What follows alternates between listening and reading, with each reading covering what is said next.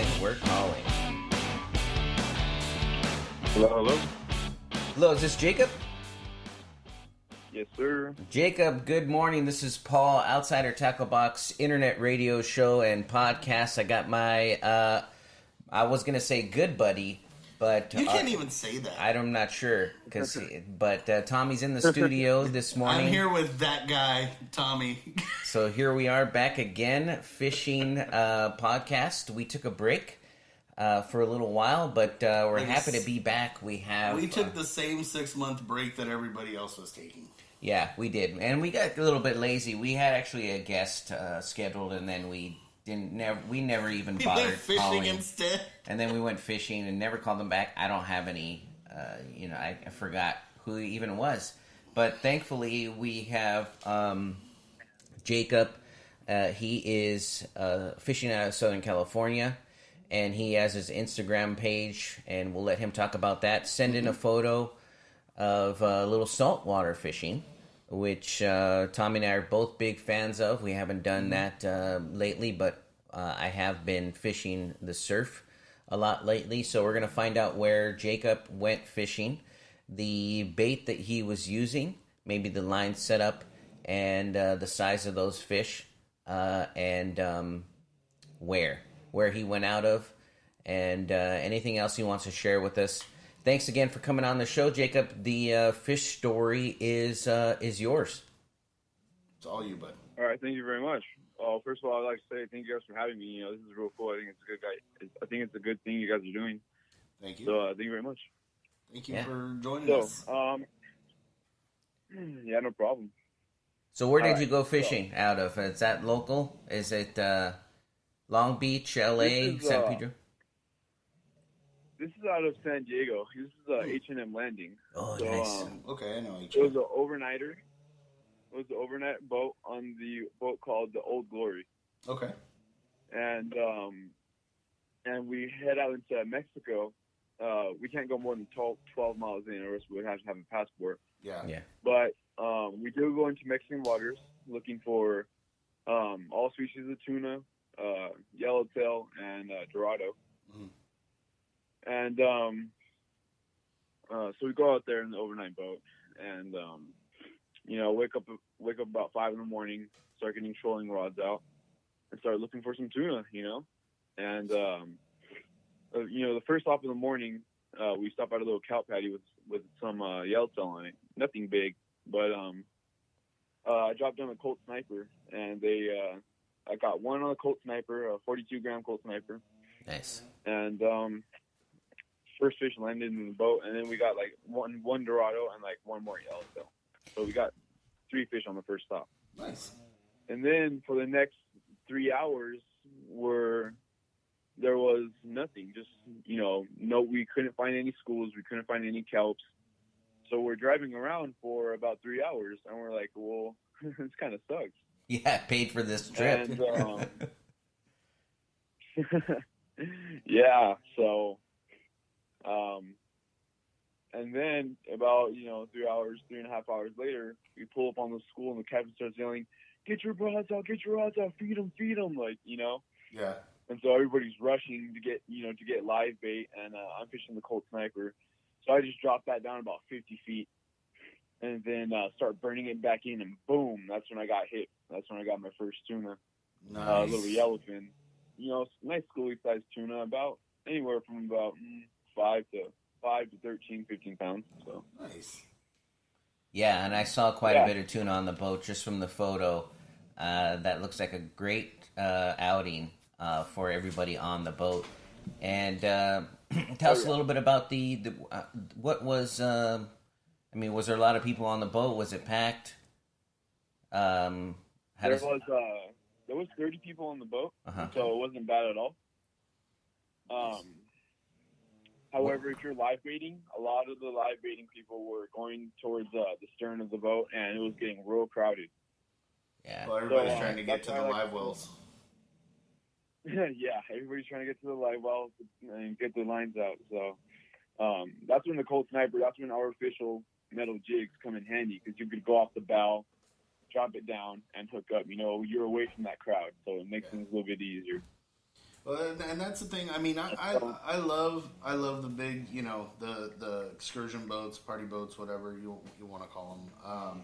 I like those. The only issue that I have is when you are fishing, everybody crowds to the one side of the boat, and you got tangled lines. You've got, I mean, it's just a bunch of nonsense.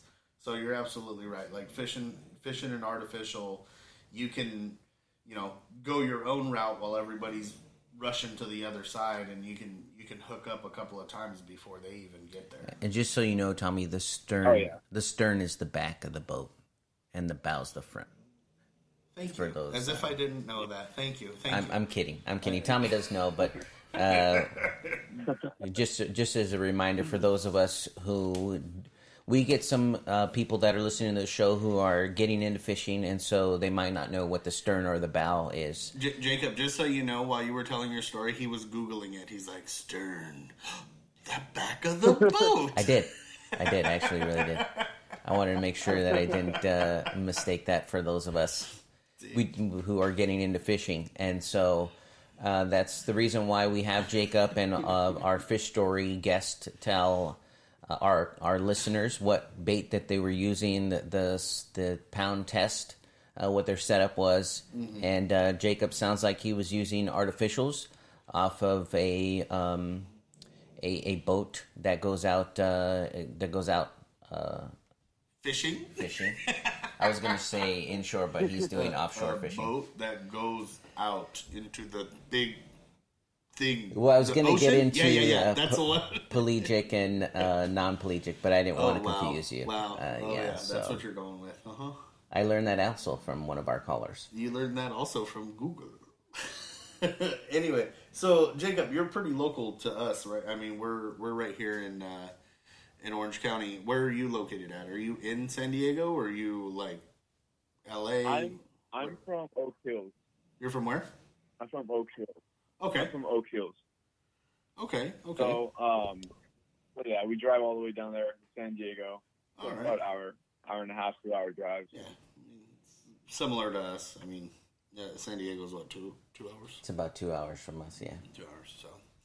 Nice. Yeah. We're going to be, I don't know about Paul, but I'm going to be, I'm looking forward to lobster season down here. So I'm waiting for... Oh, I've never done that before. It looks pretty fun, though. Yeah, I'm waiting for mid-October to hit so I can go. So, Jacob, are you mostly offshore fishing? Do you do bass? Oak Hills, that's a little bit inland, right? So there's got to be some good bass fishing out there. Yeah, there's some decent bass fishing lakes. I know there's a local lake called Silverwood that has some really nice bass in there, and I caught some real nice. So yeah, I do all species of fishing. Mm-hmm. For freshwater wise, my favorite is trout. Nice. But during the summertime, I do love to do some striper, largemouth, and catfishing. Yeah, those are all fun fish to catch. Nice. And so your Instagram page, tell everybody what it's about. What do you have merch? Is it just a fish photo gallery? Tell everybody what your IG is and what it's about. All right, so my Instagram is fish_slayer3264. Mm-hmm. And on my Instagram, I like to do how-to tips and tricks videos in case anybody's struggling or anything like that. I do like to post how-to videos. I know I just posted one a few days ago about how to fillet a tuna.